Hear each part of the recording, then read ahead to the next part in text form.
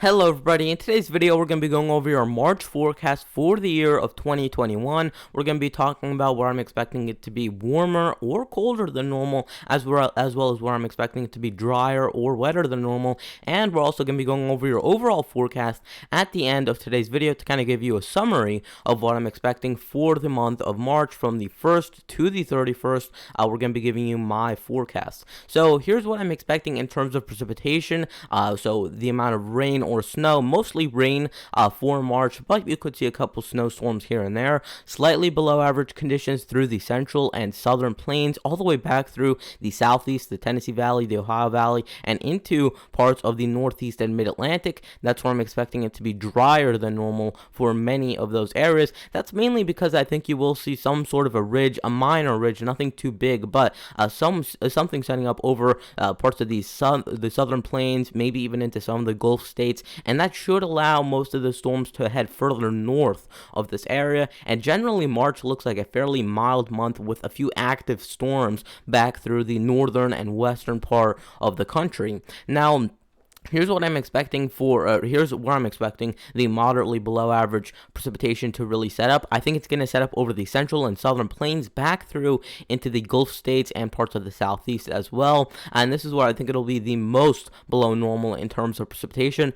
You'll maybe see a couple pop-up thunderstorms here and there, but I don't think you'll see too many organized storms really move through some of those areas. The Tennessee Valley, parts of the southeast, and anywhere north of there, I still think you could get in on a little bit of organized storm activity, and by that I mean actual low pressures moving through instead of just the pop-up thunderstorm showers that you get sometimes. But that's mainly going to be restricted to areas further north as the entire kind of jet stream and storm setup shifts further to the north. March is always one of those funny months where sometimes you get 4 nor'easters like we saw just a couple winters ago. Sometimes you get into a really mild month. It kind of feels like summer. So March is really that in-between month where you go from the dead of winter into really more of a springtime feeling. So we're really going to have to watch out for this.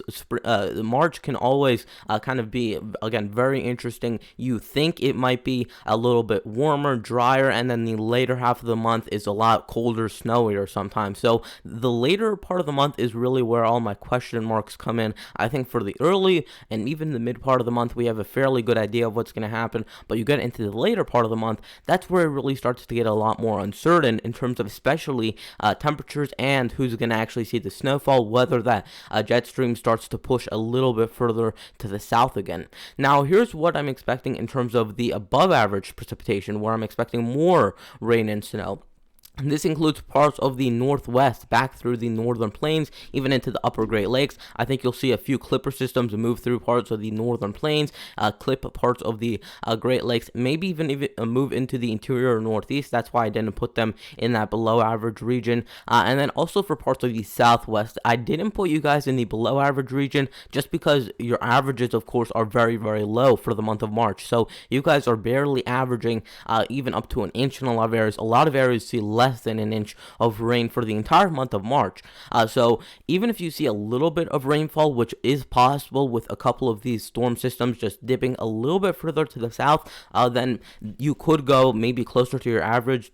Although, if you just stay in that regular, drier pattern, then you would be, of course, in the below normal area. So you're kind of an in-between zone. I think you might get into a couple storms here and there, but honestly, I don't think it'll be too active of a month if you live in the southwest. Here's that moderately above average region. That's for the parts of western Oregon, western Washington, and that's where I'm expecting it to be wetter than normal for those areas. And this is where I think it's going to be consistently rainy for many of those areas, even snowy for some of the higher elevations. Here's what my temperature forecast looks like. This is where I'm expecting above normal temperatures, and you can see for much of the eastern two-thirds of the country from the Rockies eastward, that's where I'm expecting above normal temperatures. And this is where I don't think it'll be overly warm, but I do think it'll be warm nonetheless for some of these areas, again, in the eastern part of the country. So if you're just in this yellow shade, this is where I'm not expecting too warm conditions, but you can see that I still do have much of the country under the second shade of above normal, the moderately above normal area, and that includes many of the areas from the plains back through into the eastern United States. This is where, again, I think it's going to be a little bit warmer. I think you will still have a couple days where it's colder than normal, and watch out on those couple days that it is colder than normal. If it is colder than normal, if that high pressure, which it looks like we will have a couple cold Canadian high pressures start to dip down a little bit, they'll go in and out within a day. But if that corresponds with a storm, then you have a snowstorm, and we really have to watch out for that potential that you see a quick pop-up snowstorm for areas even a little bit further to the south over the Ohio Valley, the coastal northeast areas that really don't see too much snow in March. We do have to watch out for that potential. So I'm not going to rule it out for you guys that on that 1 or 2 or 3 days that it is colder than normal in March, that you actually do end up seeing some sort of snow event because of how this pattern is setting up, where you have a cold Canadian high moving in and then moving out very quickly. Again, if that correlates with a snowstorm or some sort of storm system, then you have some sort of snow event that we do have to track, and I'll be tracking all of those, of course, on my channel. So here's where I'm expecting it to be the most above average, well above average. That includes parts of New Mexico, Texas, Oklahoma, and a little bit of Arkansas, as well as some parts of North Dakota, Minnesota, Wisconsin, and Michigan. And this is mainly because even though I do think you'll be seeing snow at this point, your averages are actually still fairly fairly low. So your high temperatures on average aren't making it much above freezing for some of these areas, and barely making it above 40 in some of those areas. So even though I have you under the well above average region, still do expect quite a bit of snowfall out of this month. I don't think it'll be one of those very warm months where you're in the 60s. By well above average, I mean if you were to take an average of every single day in March and average that out, I'm expecting maybe 5 degrees or more above average. So it's not incredible, and you will still have multiple days where it is below normal. This is just where I think it'll be the most above average out of anywhere in the United States. Here's where I'm expecting it to be below normal for the interior and inner mountain west back through parts of the northwest. That's where I'm expecting it to be below normal, colder than normal for those areas, and actually quite active in terms of precipitation like you saw on the previous frames. Now here's where I'm expecting it to be moderately below normal, and that's going to be again for the interior mountain west, for areas in eastern Oregon, northern Nevada, northern Utah, a little bit of Colorado and Wyoming, and southern Idaho. This is where I think it'll be the most below average, but again, there will still be a couple days where it is warmer. So in the eastern United States, there will be a couple days where it's colder. In the western United States, there will be a couple days where it's warmer, and vice versa. So definitely don't think that just because, even if you're in the well above average region, I'm still expecting 1, 2, 3, 4, 5 days even where you're going to be below normal. And on the other side of that, if you're in the moderately below normal area, don't expect you to go the entire month below normal. I think you will still see maybe 4, 5, 6 days